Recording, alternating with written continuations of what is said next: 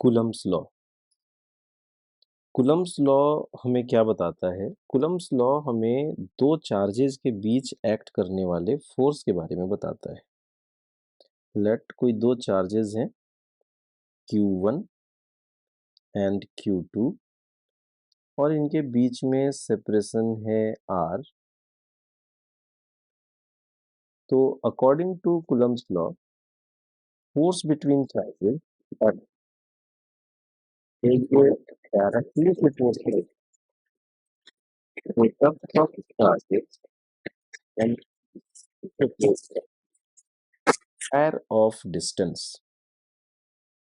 और यहाँ पे अगर प्रोपोर्शनलिटी साइन हटाते हैं तो it will look like F is equal to K Q1 Q2 by R square. और ये K क्या है? K is proportionality constant.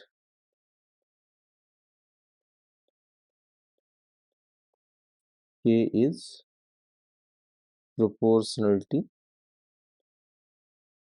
Constant.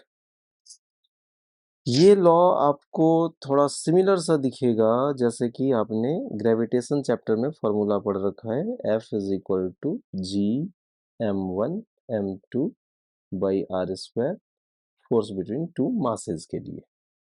Similarly देखिए यहाँ पे K Q1 Q2 by are square.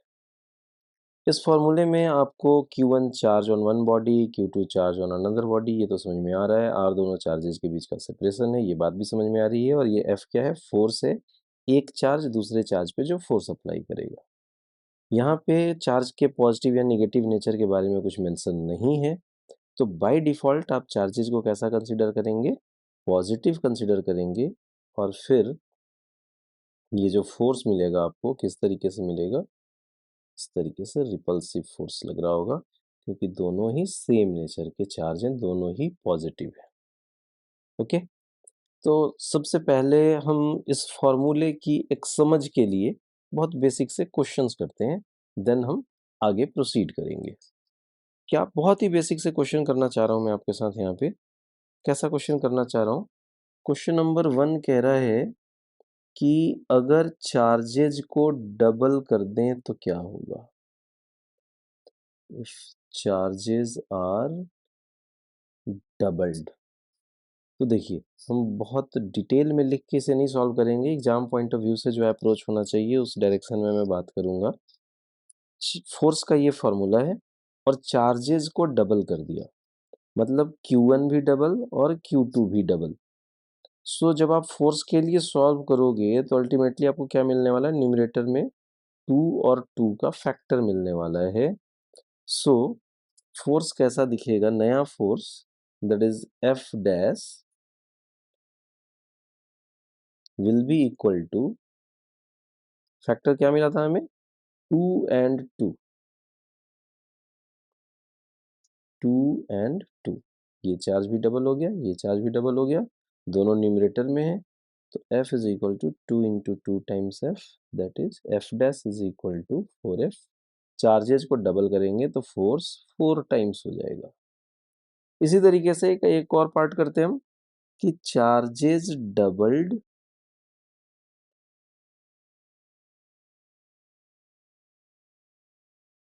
And separation also doubled.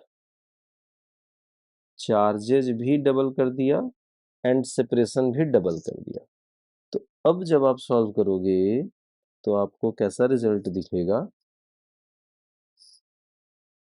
Numerator में 2 into 2 और denominator में 2 का स्क्वायर करेंगे।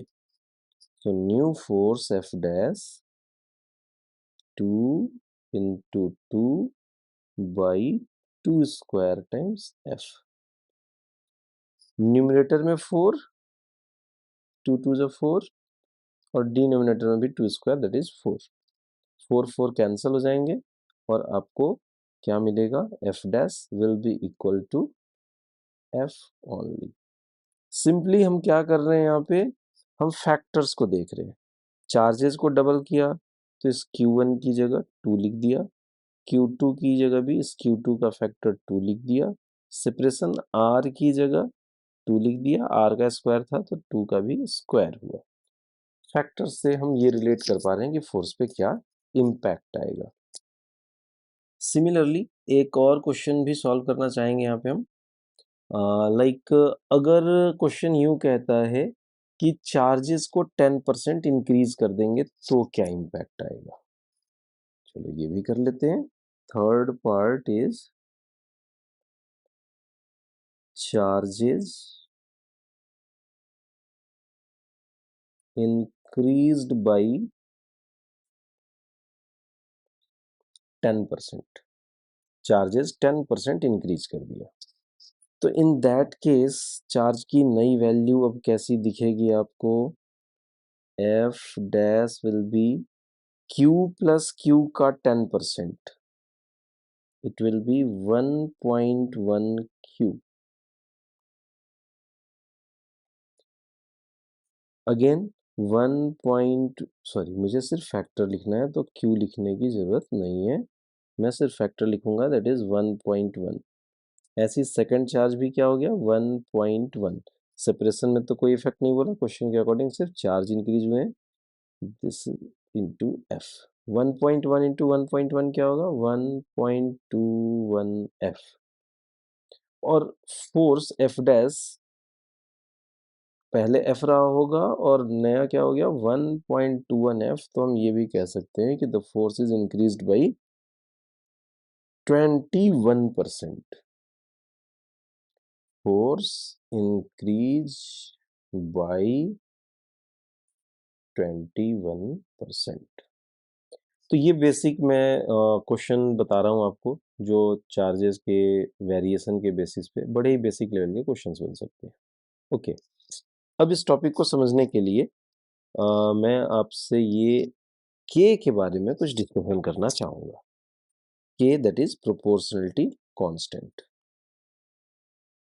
This proportionality constant K is given as K is equal to 1 by 4 pi epsilon not.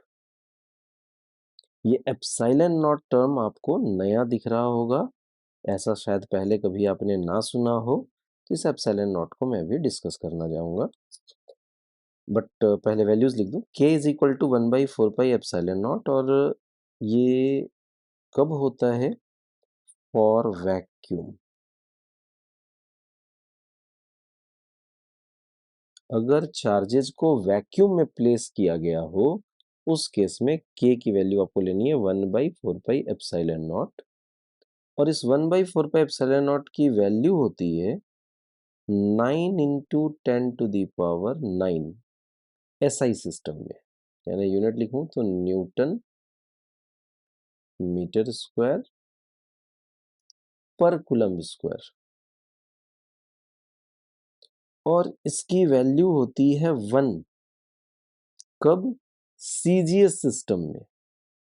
ये तो हमने एसआई सिस्टम में लिखा है, और सीजीएस सिस्टम में इसकी वैल्यू होती है 1। सीजीएस सिस्टम में न्यूटन की जगह क्या हो जाएगा डाइन, मीटर की जगह सेंटीमीटर स्क्वायर पर स्टैट कूलम स्क्वायर। ये किस में है सीजीएस सिस्टम में। ये के की वैल्यू आपको याद होनी चाहिए। ओके, अब ये एप्सिलॉन नॉट की बात करूं तो एप्सिलॉन नॉट क्या बोला है, epsilon not is called absolute permittivity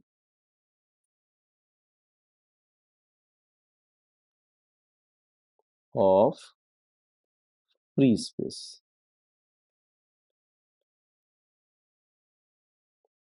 free space की एब्सोल्यूट परमिटिविटी, इसके वैल्यू की बात करें अगर हम, तो एप्सिलॉन नॉट की वैल्यू मिलती है 8.85 इंटू 10⁻⁻12 कूलम्ब स्क्वायर पर न्यूटन पर मीटर स्क्वायर।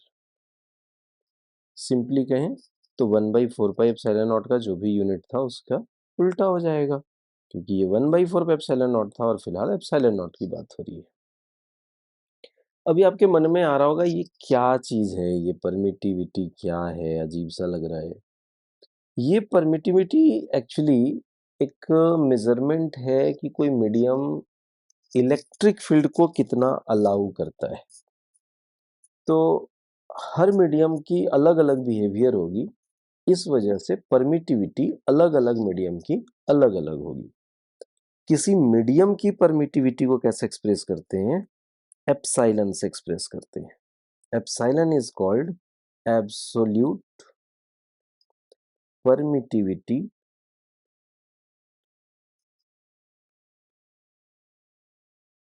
Of medium.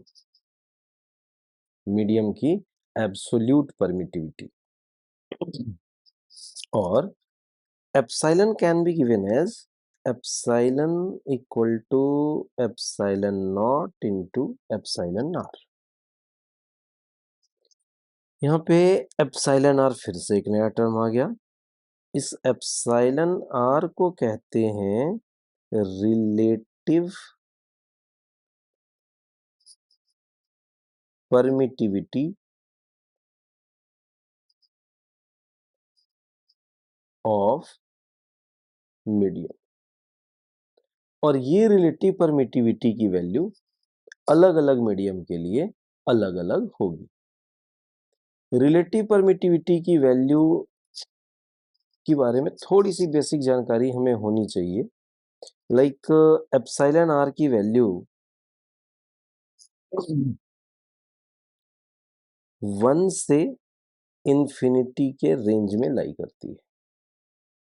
और कुछ वैल्यूज एप्सिलॉन आर की अगर हम याद रखना चाहें तो बहुत बेसिक लाइक फॉर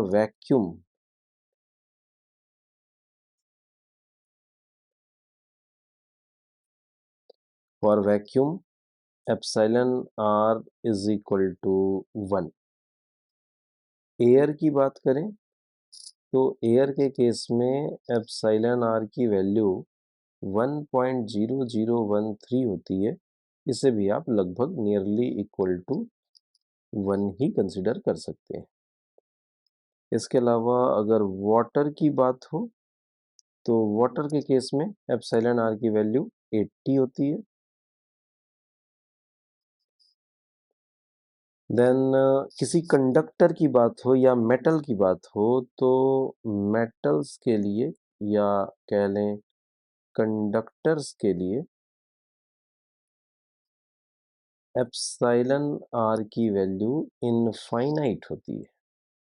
तो minimum value of epsilon are is for vacuum that is 1 and maximum for conductors या metals that is infinite. Okay, चलिए एक और क्वेश्चन करते हैं हम। बेसिक सा क्वेश्चन। क्वेश्चन कहता है कि किसी चार्ज को दो पार्ट में स्प्लिट करना है आपको।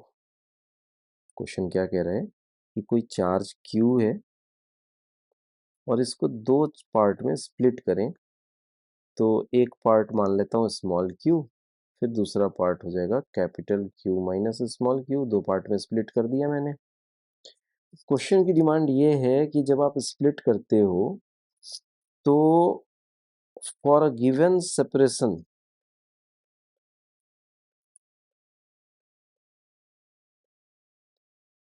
Force between charge should be maximum. Given value of r के लिए इन चार्जेज के बीच में फोर्स जो है वो मैक्सिमम होना चाहिए। तो उस केस में Q या Q माइनस Q की वैल्यू क्या हो। ओके, तो इस क्वेश्चन को सॉल्व करने के लिए हम फोर्स के लिए फॉर्मूला लिखते हैं। एंड हमें पता है force F is equal to K Q1 Q2 by are square. Q1 की जगह स्मॉल q लिखता हूँ, Q2 की जगह capital Q minus small q लिखता हूँ, डिवाइडेड बाई आर स्क्वायर। ये फॉर्मूला लिखा मैंने। अब क्वेश्चन के अकॉर्डिंग इस आर के बारे में हमें नहीं सोचना, क्योंकि ये तो गिवन आर है यानी कांस्टेंट है, के भी कांस्टेंट है। फोर्स की वैल्यू मैक्सिमम होनी चाहिए। फोर्स की वैल्यू मैक्सिमम के लिए हमारा अप्रोच क्या हो सकता है कि अगर फोर्स मैक्सिमम है देन ये term Q into Q minus Q maximum होना चाहिए। और कोई टर्म मैक्सिमम होने के लिए मैक्सिमा मिनिमा हमें सिखाता है कि इसका मैक्सिमा या मिनिमा यानी डिफरेंशिएशन करेंगे तो शुड बी जीरो। तो हम क्या लिखेंगे, d by d q of q into capital Q minus small q equal to zero. इसे थोड़ा और सिंप्लीफाई करेंगे, so d by d q of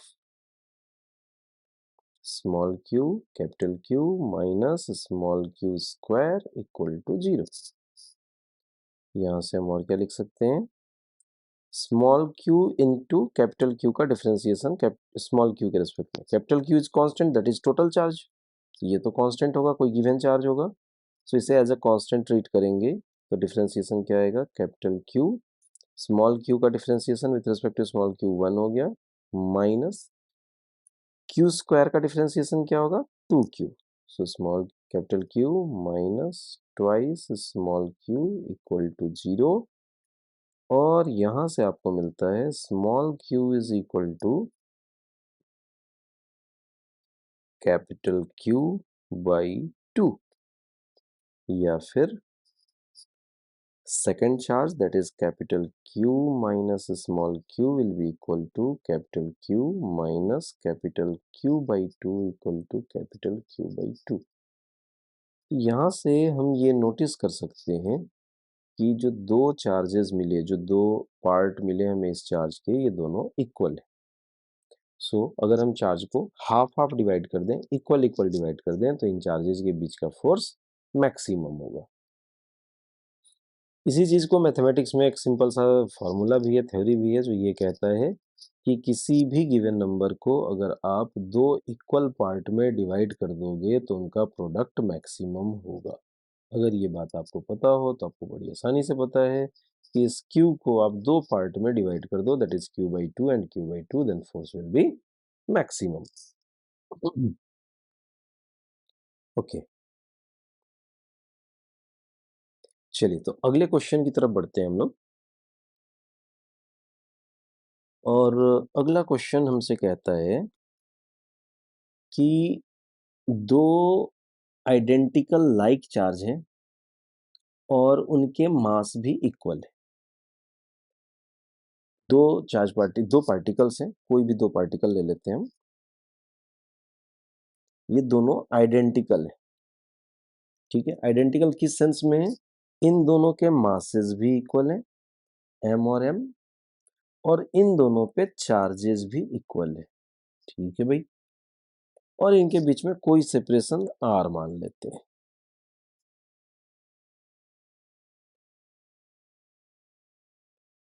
तो ये भी ठीक है।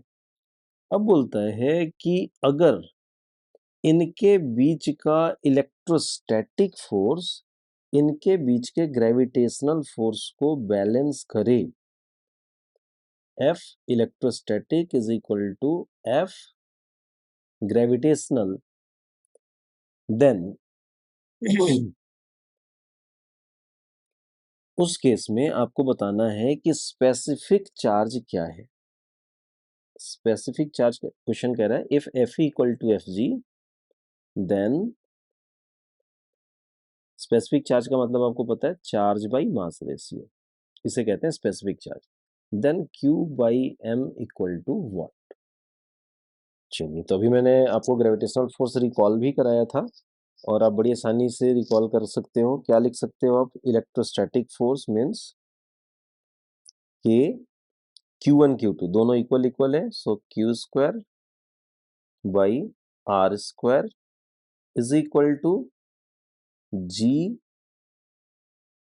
M square by R square. अब यहाँ पे R तो सेम है, R स्क्वायर का टर्म कैंसिल आउट कर सकते हैं आप, और यहाँ पे बड़ी आसानी से आपको दिखता है Q square by M square is equal to G by K. So Q by M will be equal to under root G by K.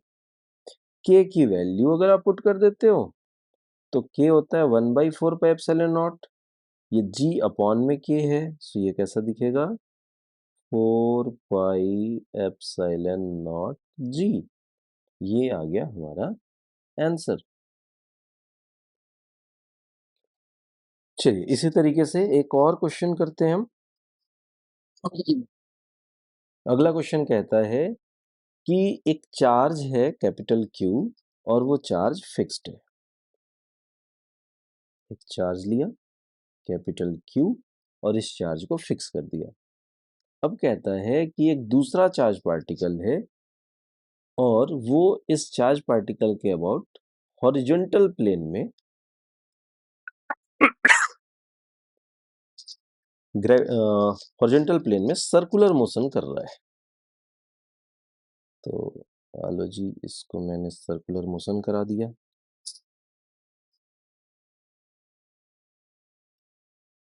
Capital Q centre पे है और इसके चारों तरफ एक दूसरा चार्ज है जो सर्कुलर मोशन कर रहा है.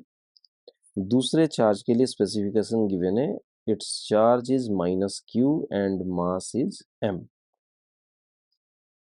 अब क्वेश्चन क्या कह रहा है? क्वेश्चन कह रहा है कि ये जो चार्ज सर्कुलर मोशन कर रहा है इसकी ऑर्बिटिंग स्पीड बताइए. क्वेश्चन है ओमेगा इक्वल टू व्हाट.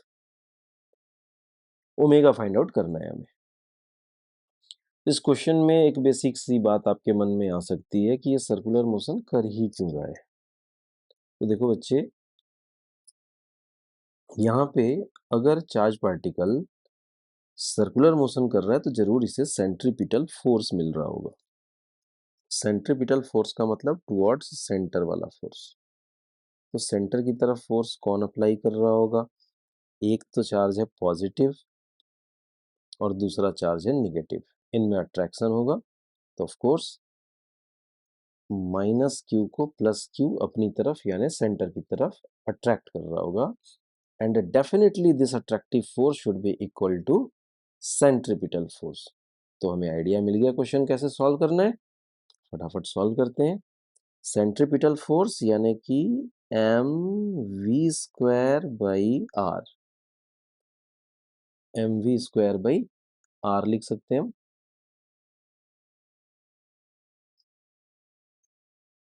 ये क्वेश्चन ने हमसे ओमेगा पूछा है तो क्यों ना मैं यहाँ पे m ओमेगा स्क्वायर आर लिख दूं. अच्छा, डेफिनेटली क्वेश्चन में रेडियस आर मेंशन्ड होगा. ठीक है. खैर, तो हम कैसे प्रोसीड कर रहे थे कि electrostatic force centripetal force provide कर रहा होगा. तो मैंने ये फॉर्मूला लिख दिया सेंट्रीपिटल फोर्स का और it should be equal to electrostatic force that is k Q Q by are square. हाँ जी.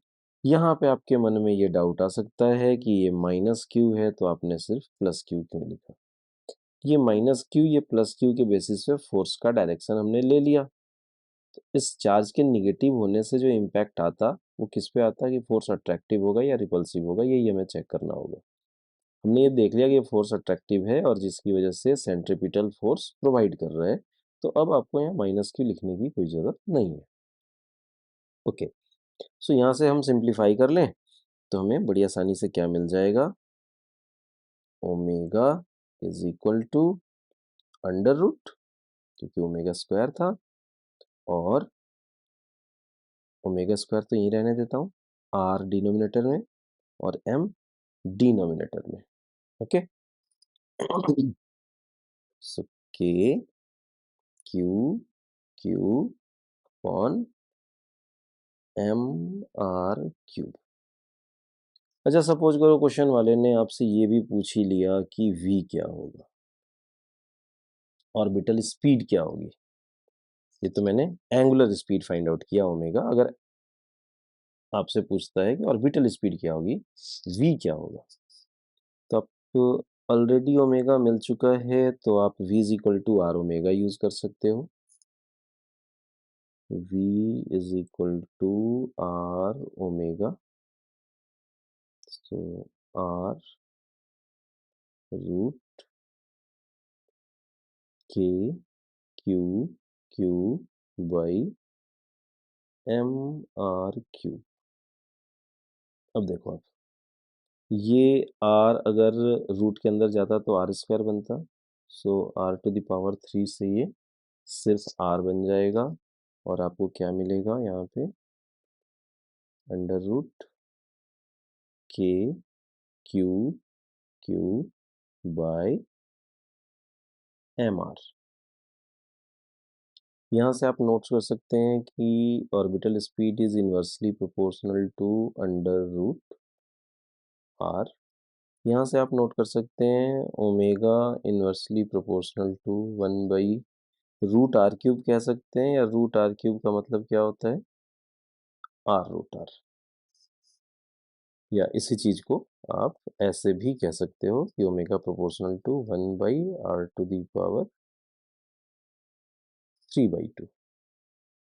चलिए, अगर क्वेश्चन आपसे पूछता है कि एंगुलर मोमेंटम के बारे में बताओ, तो एंगुलर मोमेंटम भी इसी बहाने रिकॉल कर लेते हैं हम। एंगुलर मोमेंटम एल की बात करता है अगर, तो आपको पता है कि एंगुलर मोमेंटम का फॉर्मूला होता है, angular momentum L is equal to M V R. आपको सिंपली क्या करना है, M into R into V, V का मतलब अंडर रूट के Q Q by M R. ये डिनोमिनेटर में आर है, ये न्यूमरेटर में आर है, सो कैसा दिखेगा ये, एम रूट के Q Q R by M. ओ, एम एक डिनोमिनेटर में भी है और एक न्यूमरेटर में भी है,